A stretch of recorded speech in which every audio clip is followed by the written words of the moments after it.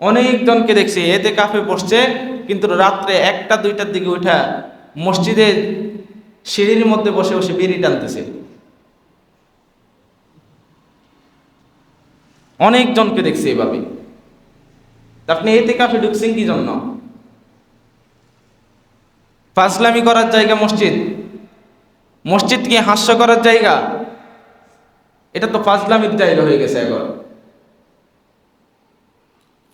এতেকাফ করতে হবে আল্লাহকে রাজি খুশি করার জন্য, এতেকাফ করতে হবে আল্লাহকে খুশি করার জন্য।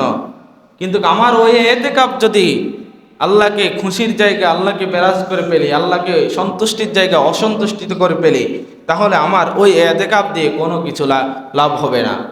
তারা এতেকাফ করছে লোক দেখানো এতেকাফ। মানুষ এতেকাফ করে না যে আমি এতেকাফে বসছি, গত বছরও তো বসছি, সবাইকে বলতেছে এতেকাফে বসবো এবার ইনশাল্লাহ। তো বসেন না, সমস্যা কি?